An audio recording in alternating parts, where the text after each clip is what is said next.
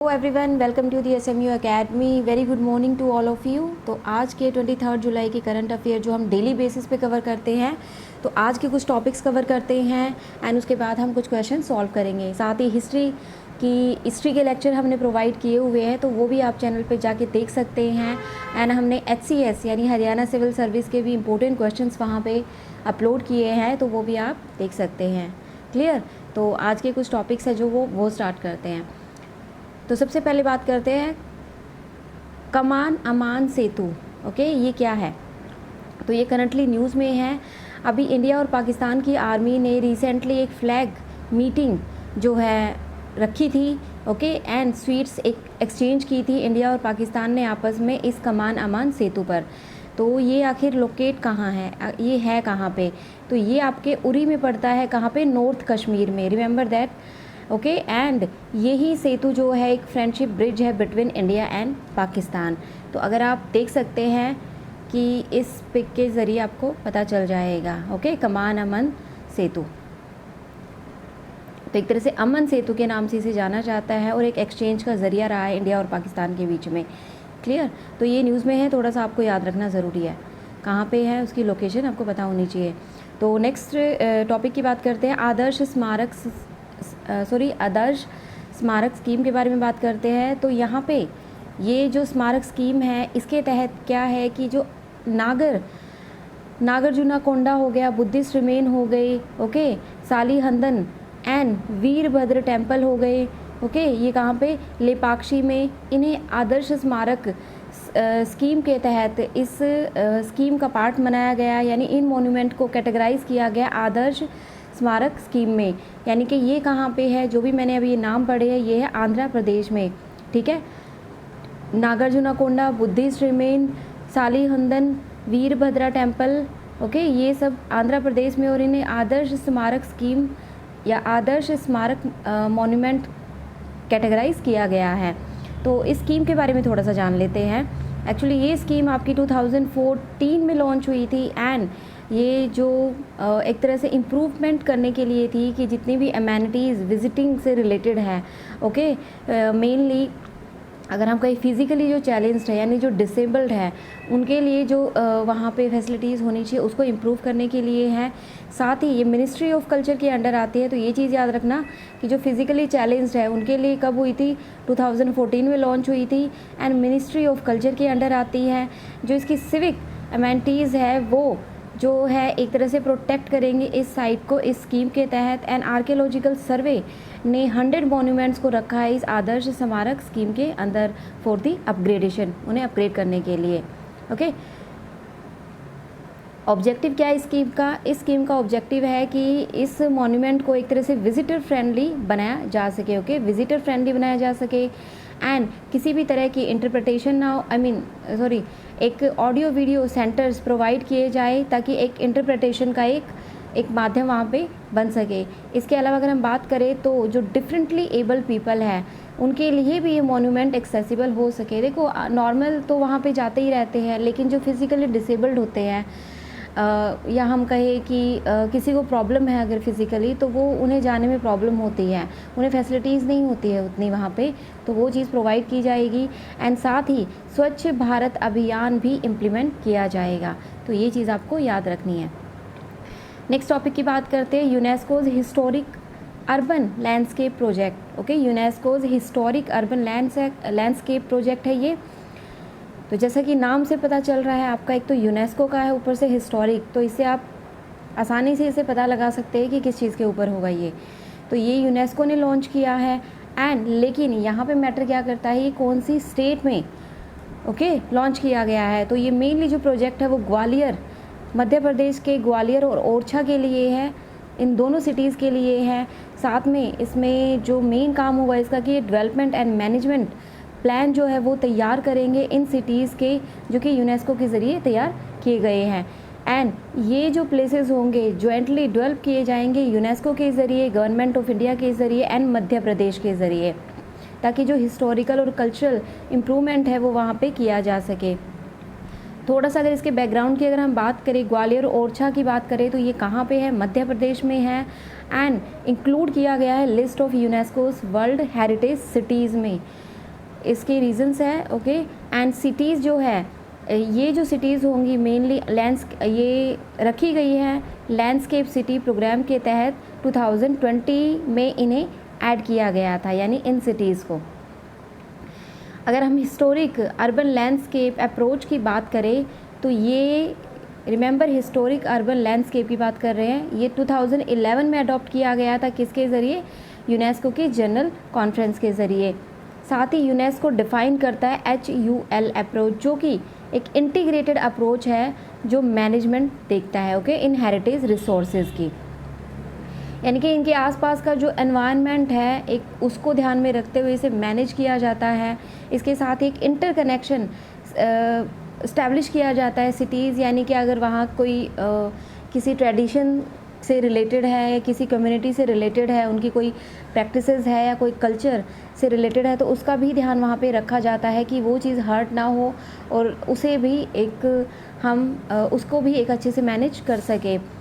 And इसके अलावा अगर हम बात करें तो जो अप्रोच होगा वो उसमें क्या क्या मेन चीज़ होती है, एक तरह से पॉलिसीज़ हो गई, गवर्नेंस हो गई, मैनेजमेंट हो गई, साथ ही इसमें इन्वॉल्व किए गए हैं stakeholder, local, national, regional, international, public and private जो स्टेक होल्डर्स हैं वो एक तरह से इसमें ऐड किए गए हैं। वो इसके मेन जो है पार्ट होंगे इस अर्बन डेवलपमेंट प्रोसेस के।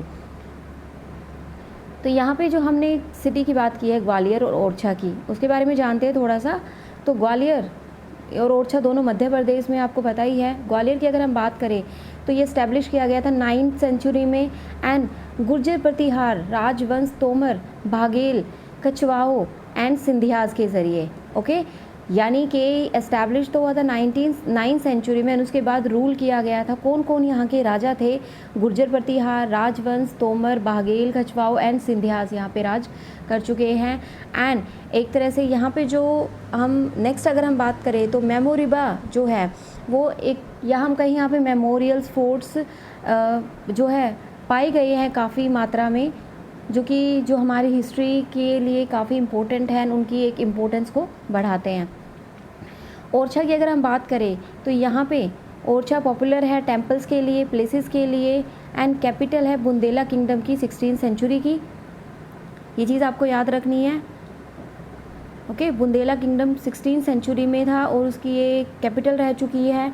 इसके साथ ही यहाँ पे फेमस स्पोर्ट्स वगैरह है, लाइक राजमहल हो गई, कुछ फेमस जगह जैसे राजमहल हो गया, जहांगीर महल हो गया, राम राजा temple, Rai Praveen Mahal and Lakshmi Narayan मंदिर जो है यहाँ पे कुछ फेमस प्लेसेस या उनके लिए ये जाना जाता है। तो नेक्स्ट टॉपिक की बात करते हैं, स्माइल स्कीम। ये क्या है? Smile scheme ministry of social justice and empowerment के अंडर आती है। उन्होंने फॉर्मुलेट किया है इस स्कीम को किन के लिए? मार्जिनलाइज्ड इंडिविजुअल, यानी जो मार्जिनलाइज्ड कम्युनिटीज़ हैं उनके लिए। स्कीम की अगर हम बात करें तो ये लाइवलीहुड एंड एंटरप्राइज जो हमारी मार्जिनल कम्युनिटी है, ओके, जो लोग सोशल और इकोनॉमिकली उतने स्ट्रॉन्ग नहीं हैं, उनके लिए ये स्कीम है। उन्हें लाइवलीहुड प्रोवाइड किया जाएगा, साथ ही एंटरप्राइज भी प्रोवाइड करने की कोशिश की जाएगी। एंड अगर इस स्कीम के बारे में थोड़ा और बात करें तो रिहेबिलिटेट करने के लिए है। एंड इसमें मेडिकल, यानी हम कहें कि सोशल जो फैसिलिटीज़ होती है वो प्रोवाइड की जाएगी, चाहे वो मेडिकल हो, काउंसलिंग हो, बेसिक डॉक्यूमेंटेशन हो, एजुकेशन, स्किल डेवलपमेंट, इकोनॉमिक जो लिंकेज, यानी इकोनॉमिकली भी उन्हें एक प्रोटेक्शन टाइप दी जाएगी।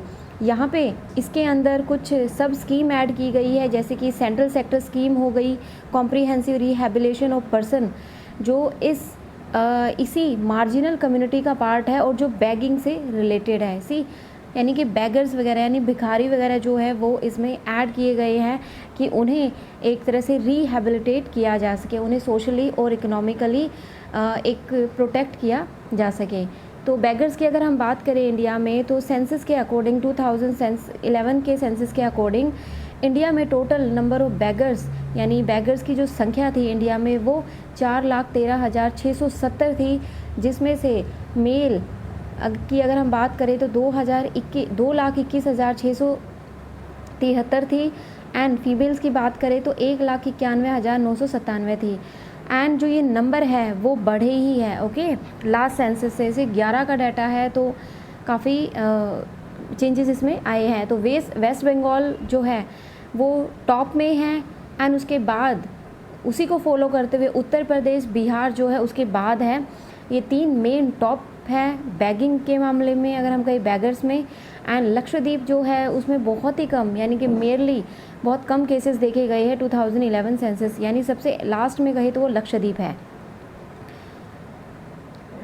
ठीक है, तो ये आपकी न्यूज़ थी। स्माइल स्कीम आपको याद रखनी है। यहाँ पे स्टैंड अप इंडिया स्कीम की बात करते हैं। अच्छा, हम थोड़ा सा एक्चुअली हम तैयार कर रहे हैं कंटेंट और भी, ताकि एग्ज़ाम से पहले आपका ज़्यादा से ज़्यादा कंटेंट तैयार हो सके। तो इसलिए हमें थोड़ा टाइम नहीं लग पा रहा है। अदरवाइज़ ना आपके लिए जो जितने भी स्कीम हैं, ओके, लास्ट 6 मंथ में या लास्ट 1 ईयर में जितनी भी स्कीम बनी है उनके लिए भी हम कोशिश करेंगे कि आपको इकट्ठी वो स्कीम प्रोवाइड कर सके। क्लियर? तो स्टैंड अप इंडिया स्कीम की अगर हम बात करें तो यहाँ पे गवर्नमेंट ऑफ इंडिया जो है उन्होंने एक्सटेंड किया है इस टाइम को, I mean, जो ये स्कीम है इसको एक्सटेंड कर दिया गया 2025 के लिए।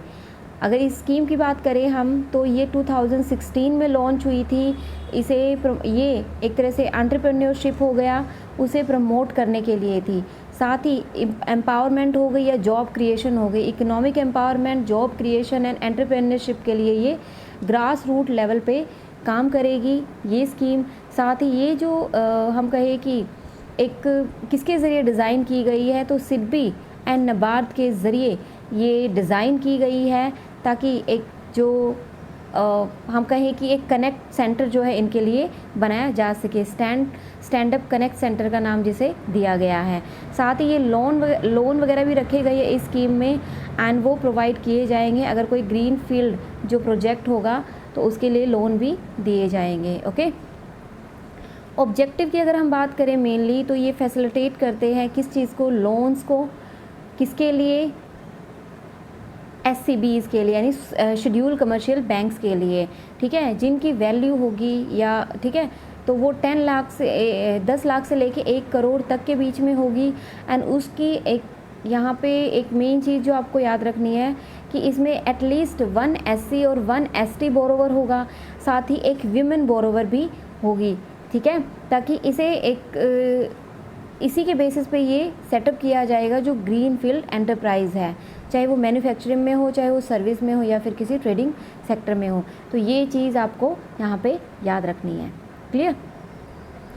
तो ये आज के आपके मेन टॉपिक्स थे जहाँ पे हमने स्कीम डिस्कस की है। तो ये इम्पोर्टेंट पार्ट है, प्लीज़ इसे याद रखना एंड रिवाइज़ करना। और रिवाइज़ करने का बेस्ट तरीका है कि आप जो अब क्वेश्चन सॉल्व करेंगे, अभी जो आपको देंगे वो आप सोल्व करें, एंड उसके बाद आपको ये रिवाइज़ हो सके। वो मैं आपको थोड़ी देर बाद दूंगी, ताकि आपको थोड़ा सा पढ़ने के बाद आपका एक रिवीजन हो सके एंड आप उसको सॉल्व कर सके।